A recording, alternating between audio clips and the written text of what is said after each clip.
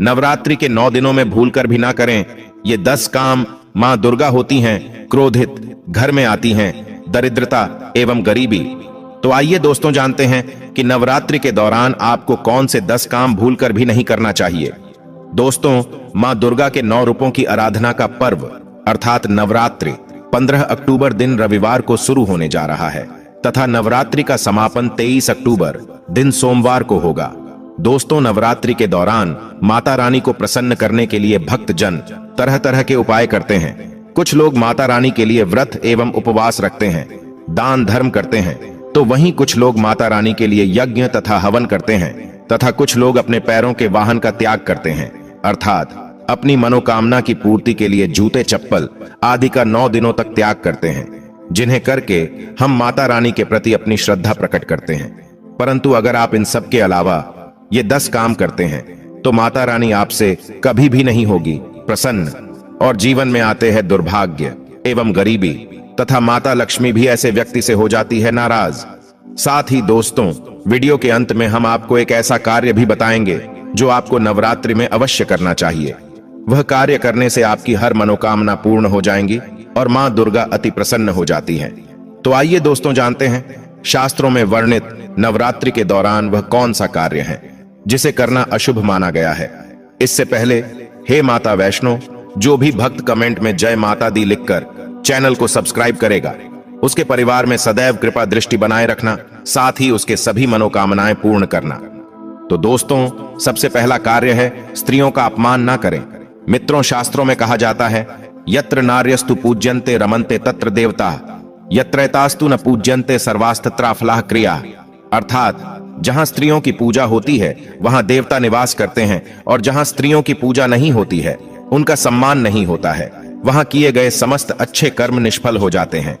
मित्रों, इसलिए आप सभी से विनती है कि आप नवरात्रि में किसी भी स्त्री का अपमान न करें। हिंदू धर्म में स्त्रियों को माता रानी का ही रूप माना जाता है।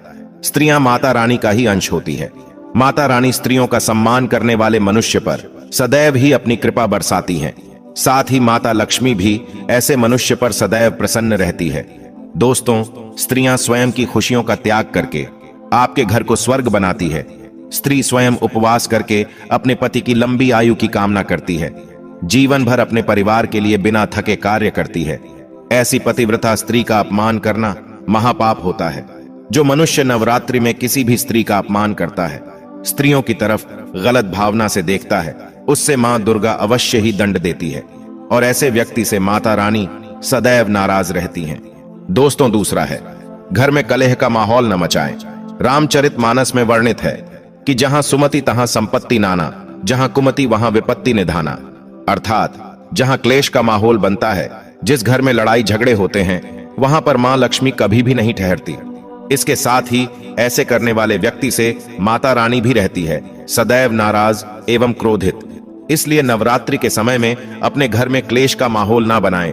माता रानी का मन में चिंतन करते हुए श्रद्धा भाव से इस महापर्व का आनंद उठाएं।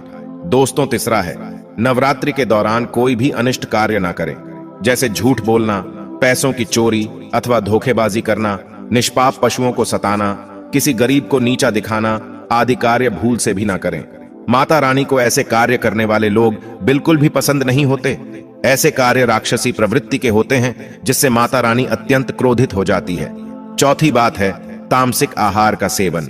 दोस्तों, नवरात्रि में इस बात का विशेष ध्यान रखना चाहिए कि आप भूल से भी तामसिक आहार का सेवन न करें, जैसे मांस, मदिरा, लहसुन, प्याज, ये सभी तामसिक भोजन के श्रेणी में आते हैं। इसीलिए आप इन सभी का सेवन बिल्कुल भी ना करें, अन्यथा माता रानी नवरात्रि में आप पर क्रोधित हो सकती हैं।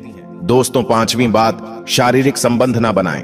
दोस्तों, नवरात्रि में माता रानी की कृपा पाने के लिए नवरात्रि के 9 दिन भूल से भी शारीरिक संबंध ना बनाएं। जो भी मनुष्य व्रत का पालन करता है उसे तो भूल से भी शारीरिक संबंध नहीं बनाना चाहिए। जो नवरात्रि के 9 दिन ब्रह्मचर्य व्रत का पालन करता है, मां उसकी हर इच्छा को पूर्ण करती है। दोस्तों, छठवीं बात है, अगर किसी महिला को नवरात्रि के दौरान पीरियड्स आ जाएं, तो ऐसे में महिलाओं को अपना व्रत पूरा करने के लिए मानसिक रूप से भगवान की आस्था करनी चाहिए तथा पूजा पाठ के दौरान दूर बैठकर किसी अन्य व्यक्ति से पूजा करवा सकती हैं। इस दौरान पूजा पाठ के सामान को नहीं छूना चाहिए।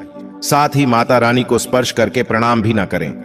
दोस्तों, सातवीं बात, जो लोग नवरात्रि का व्रत करते हैं उन्हें चमड़े से बनी वस्तु को धारण नहीं करना चाहिए, जैसे पर्स, बेल्ट, बैग इत्यादि, क्योंकि इनमें चमड़े की कुछ मात्रा मौजूद होते हैं और चमड़ा पशुओं को मारकर बनाया जाता है। ऐसे में माता रानी को यह सब बिल्कुल भी पसंद नहीं होते तथा इन्हें धारण करने से व्रत का पूर्ण फल प्राप्त नहीं होता। दोस्तों, आठवां है, यदि अगर आप घर के मंदिर में कलश स्थापना किए हैं तो घर को कभी भी अकेला ना छोड़े। घर में किसी एक सदस्य को अवश्य ही रुकना चाहिए, क्योंकि नवरात्रि में मां अपने भक्तों के घर में मौजूद होती हैं और शास्त्रों में ऐसा विधान है कि नवरात्रि में घर पर कलश स्थापना के बाद माता रानी को अकेला नहीं छोड़ना चाहिए। साथ ही अगर घर में कोई ना हो तो बिल्ली इत्यादि कलश को गिरा सकते हैं, जिसे बहुत ही बड़ा अपशगुन माना जाता है। इसलिए नवरात्रि में घर को कभी अकेला नहीं छोड़ना चाहिए। साथ ही विष्णु पुराण में नवरात्रि में दिन में सोना वर्जित माना गया है। दोस्तों, नौवीं बात, नवरात्रि में जो व्रत करते हैं उसे भी एवं जो व्रत नहीं करते उन्हें भी नवरात्रि में भूल से भी बाल नहीं कटवाना चाहिए, दाढ़ी नहीं बनवाना चाहिए, नाखून भी नहीं काटना चाहिए। साथ ही व्रत करने वाले को तंबाकू, गुटखा, गुड़ाखू, सिगरेट इत्यादि का सेवन भी नहीं करना चाहिए। कई लोग होते हैं जो नवरात्रि में मांस मंदिरा का सेवन तो नहीं कर रहे, लेकिन गुटखा तंबाकू से क्या होगा, ऐसे मानसिकता से वे इन चीजों का सेवन करते हैं। परंतु आपको बता दें कि शास्त्रों में इन चीजों की भी मनाही है। गुटखा तंबाकू खाने से व्रत का पूर्ण फल प्राप्त नहीं होता। दोस्तों, 10वां है, घर के द्वार आई हुई किसी भी स्त्री या कोई भी अतिथि का अपमान न करें। दोस्तों, यदि नवरात्रि में आपके द्वार पर कोई कन्या, वृद्ध स्त्री अथवा कोई दुखी मन भोजन की इच्छा से भिक्षा के लिए आई हो तो उसका भूल से भी अपमान न करें अथवा उन्हें खाली हाथ घर से जाने भी न दें। यदि आपके घर में कोई दासी है तो उसका भी अपमान न करें। नवरात्रि में उन्हें भी कुछ न कुछ भेंट अवश्य दें। इससे मां दुर्गा अत्यंत प्रसन्न होती है और आपकी हर मनोकामना को पूर्ण करती है। दोस्तों, इसके साथ ही अगर आप व्रतधारी हैं, व्रत रखते हैं, तो कलश स्थापित करते समय जटा वाला यानी पानी वाला नारियल का ही प्रयोग करें। साथ ही यह भी ध्यान रखें कि नारियल को कलश के ऊपर लेटाकर रखना चाहिए। कलश स्थापना करते समय कभी भी नारियल को खड़ा करके नहीं रखा जाता। नारियल को सदैव लेटाकर कलश के ऊपर रखा जाता है। साथ ही नारियल को स्थापित करने से पहले आप नारियल को लाल कपड़े में लपेटकर उस पर लाल चुनरी ओढ़ाकर आप नारियल को कलश के ऊपर स्थापित करें। शास्त्रों के अनुसार कलश के ऊपर जब सही तरीके से नारियल रखा जाता है और सही प्रकार का नारियल रखा जाता है, तभी व्रत और पूजन का पूर्ण फल प्राप्त होता है। साथ ही यह भी ध्यान रहे कि महिलाएं माता रानी को नारियल अर्पित कर सकती हैं, लेकिन कभी भी माता रानी के सामने नारियल को भूलकर भी नहीं तोड़ना चाहिए, क्योंकि नारियल का बिस रूप होता है और स्त्रियां बिस रूप से ही शिशु को जन्म देती हैं। इसीलिए कभी भी महिलाओं को नारियल नहीं तोड़ना चाहिए। नवरात्रि में माता रानी का व्रत और पूजन किया जाता है, लेकिन नवरात्रि के दौरान सबसे ज्यादा महत्व होता है कन्या पूजन का।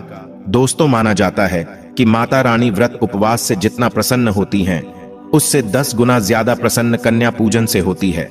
नवरात्रि में छोटी छोटी कन्याओं को माता रानी का स्वरूप माना जाता है।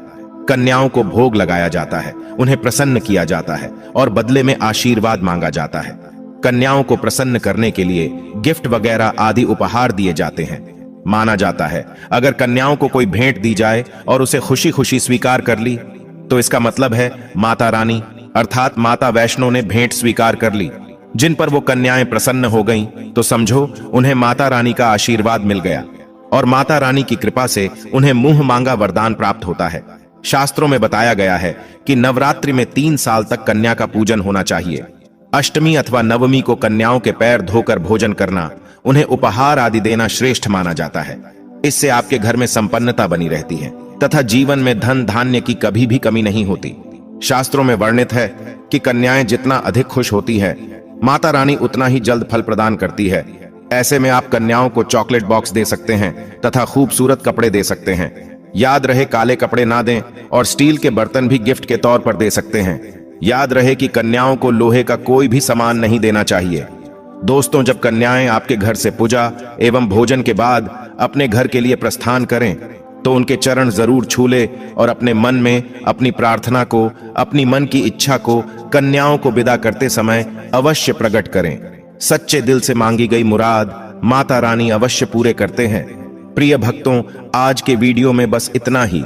शास्त्रों में वर्णित हमारे द्वारा दी गई जानकारी आपको अच्छी लगी हो तो वीडियो को लाइक अवश्य करें और कमेंट बॉक्स में जय माता दी हर हर महादेव अवश्य लिखें। धन्यवाद।